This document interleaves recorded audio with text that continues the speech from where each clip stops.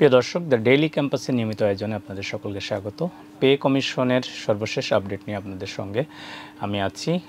আজ আমরা আলোচনা করব পে কমিশনে আজ রোববার যে প্রস্তাবনাগুলো জমা পড়েছে। আমরা যদি একটু দেখি, বাংলাদেশ সচিবালয় কর্মকর্তা কর্মচারী সংযুক্ত পরিষদ তারা বিস্তর প্রস্তাবনা পে কমিশনে জমা দিয়েছেন।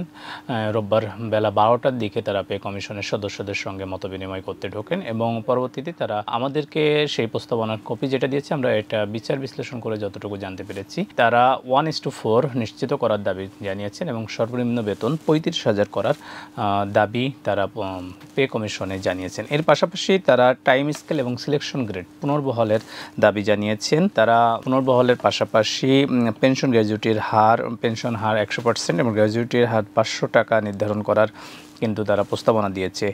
বিগত সরকারের আমলে বাতিলকৃত 100% পেনশন উত্তোলনের সুযোগের পুনর্বহালও কিন্তু এই কর্মকর্তা কর্মচারীদের যে পরিষদ তারা দাবি করেছেন।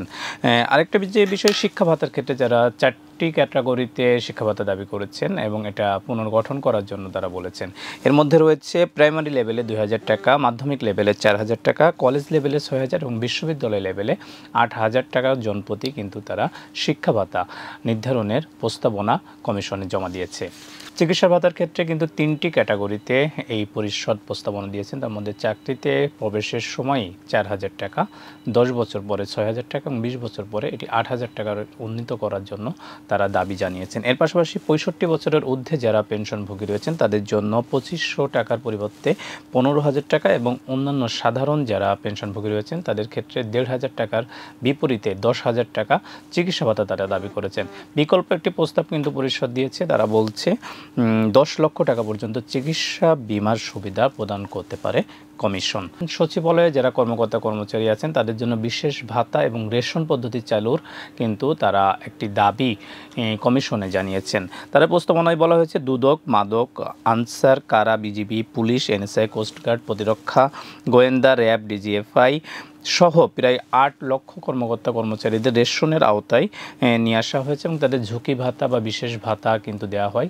সেই অনুযায়ী সচিবালয়ে যে তারা যারা কাজ করেন কর্মকর্তা কর্মচারী রয়েছেন তাদের বিবেচনায় কিন্তু বিশেষ ভাতা এবং এই ঝুঁকি ভাতা সহ রেশন পদ্ধতি চালুর প্রস্তাবনা তারা দাখিল করেছেন। বাংলাদেশ সচিবালয় কর্মকর্তা কর্মচারী সংযুক্ত পরিষদ আরেকটি দাবি তুলেছেন, যেটা চাকরিতে বয়সের সময়সীমা। তারা বিশ্বের বিভিন্ন জায়গার উদাহরণ দিয়ে বলেছে চাকরিতে বয়সের সময়সীমা 32 করা হয়েছে, এখন সেটা 32 থেকে 35 বছর করা উচিত বলে তারা মনে করেন।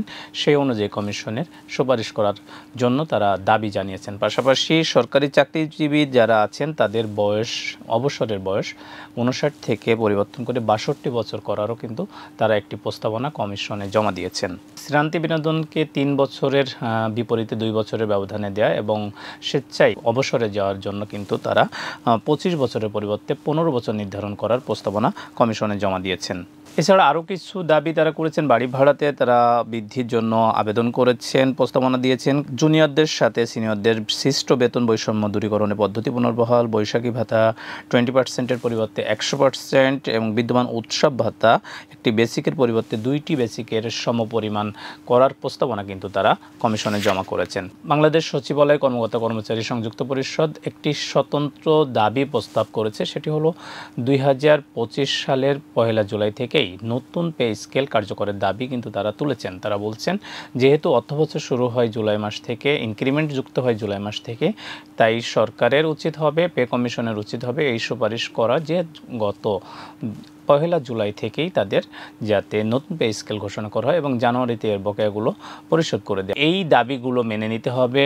ন্যূনতম বেতন 35,000 করতে হবে এবং সরকারি কর্মকর্তা কর্মচারীদের যে সুযোগগুলো রয়েছে, সুবিধাগুলো রয়েছে, বেতন ভাতা, এগুলো বৃদ্ধি করতে হবে।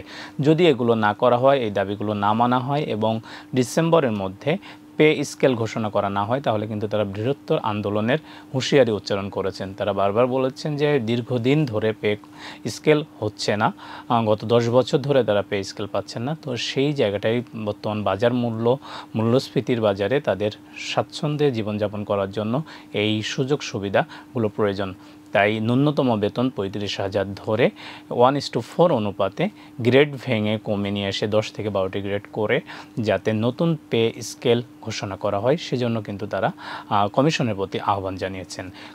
পে স্কেল নিয়ে আজকে এই পর্যন্তই ছিল সবশেষ তথ্য। আপনারা পে স্কেল সম্পর্কিত সহ দিনের সব খবর দেখার জন্য সঙ্গেই থাকুন দ্য ডেইলি ক্যাম্পাসে।